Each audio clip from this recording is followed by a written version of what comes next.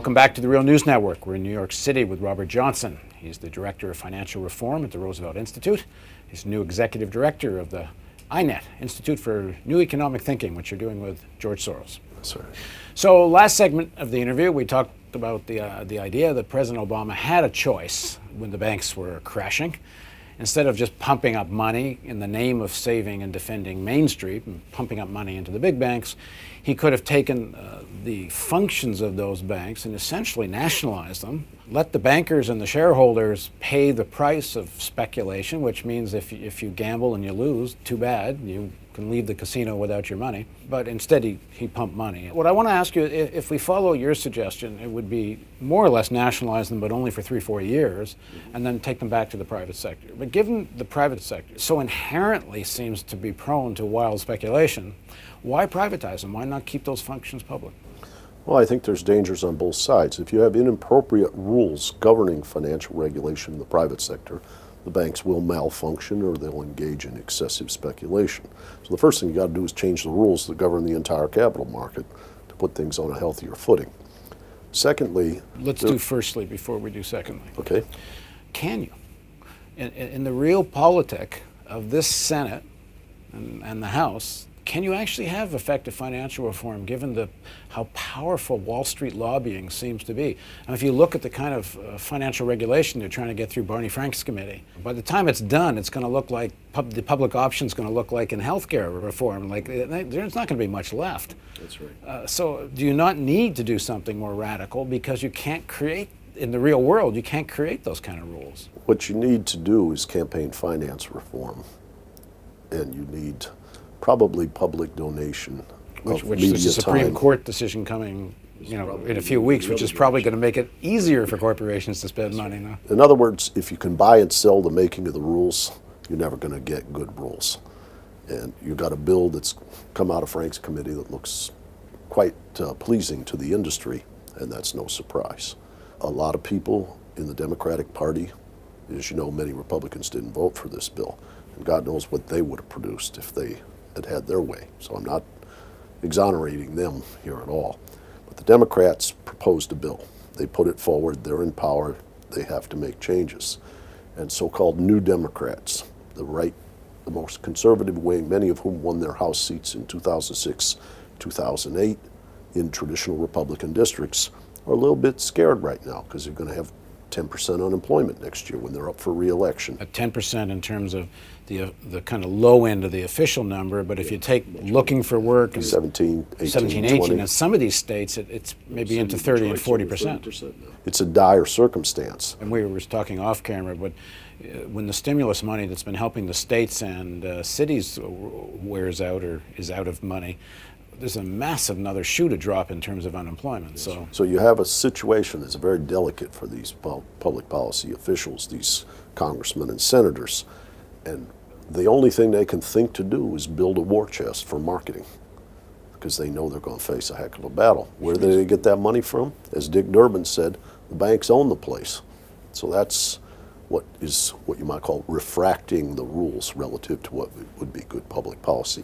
That's the root of what needs to change in healthcare, in energy, defense procurement, pharmaceutical legislation or regulation, and financial regulation. It's across the whole spectrum. In a broad way, I mean, I agree with you, but in these peculiar moments, like when Detroit is bankrupt and on its knees, or when Wall Street was bankrupt and on their knees, there's these little windows where you could do something more radical, yes. And he had a window like that. The progressives were not prepared with policy at the time that window opened. You need an Institute for New Economic Thinking. Naomi Klein quotes Milton Friedman, saying you've got to have ideas on the rack so that when a crisis comes, those ideas can be implemented or accepted. Let's talk about then what, if one could get a rational bill through Congress, what would it look like? What should be in a bill that isn't in the current bills? First of all, there's nothing said about rating agencies. Rating agencies, which blessed everything as AAA, some 30,000 securities, they need to have their incentives changed. So let's just make that concrete. One of the examples we did a report on together with the McClatchy newspaper chain. You had a mortgage company in California that in the 1990s was 100% of people applying for mortgages had their mortgages reviewed. to see whether they could pay them off or not.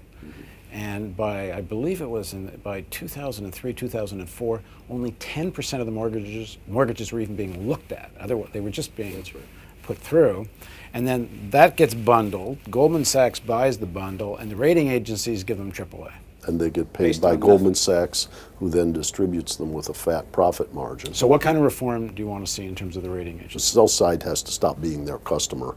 Either the buy side has to be their customer, or they should become public utilities. Expand that idea about a The rating idea agency is as a that public utility. quality of information is a public good, and you would have government agencies rate these securities. So something like what the budget office is doing with all this legislation. They take it, they give it to them, they rate it.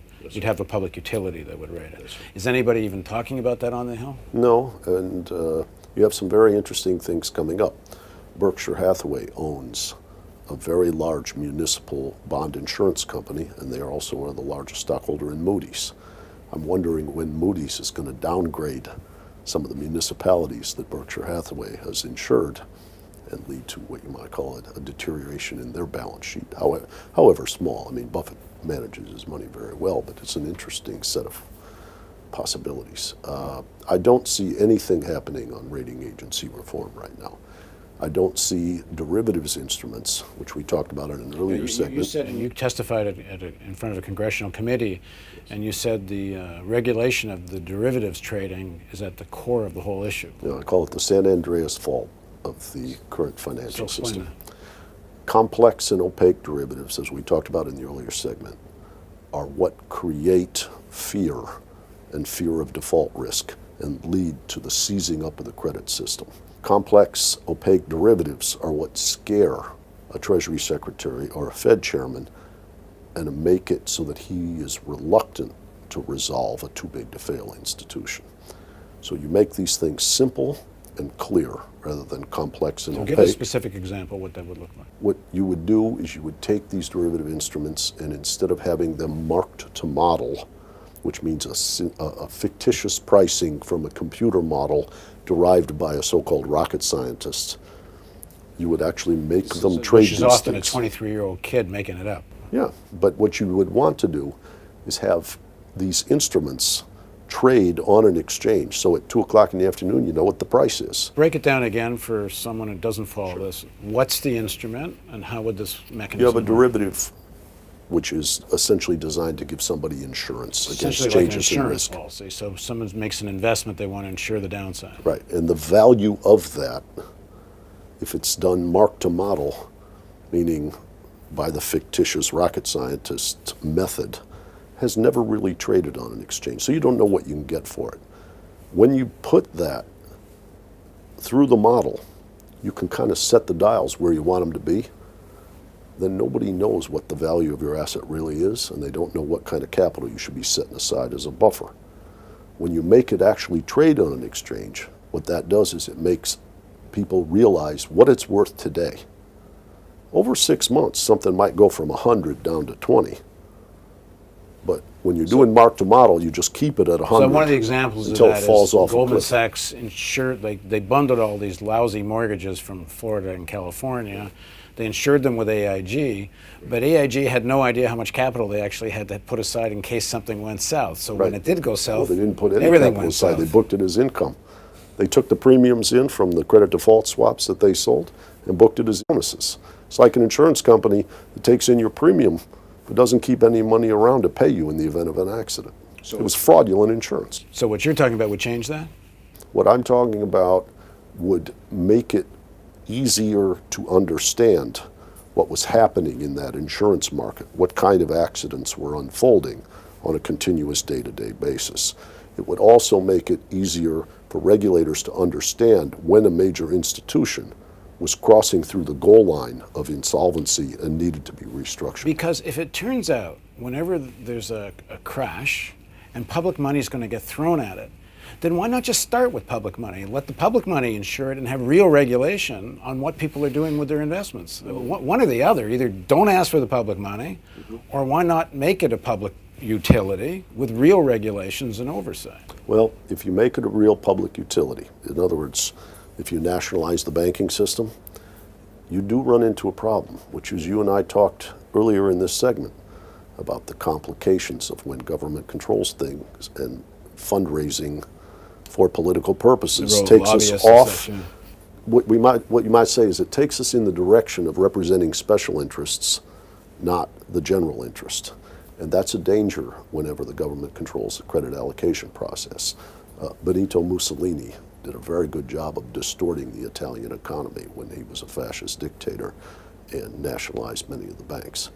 I tend to think, I'll go again to Tom Ferguson's writings, that social democracies that have broad political participation and represent broad segments of the population do a much better job of resolving banks than kind of oligarchic democracies that are ruled by dollars rather than voters. So in the next segment of our interview, let's drill a little bit more into what would a regulatory environment look like that would make derivative trading not so crazy and not so susceptible to ruining the whole economy. So please join us for the next segment of our interview with Robert Johnson.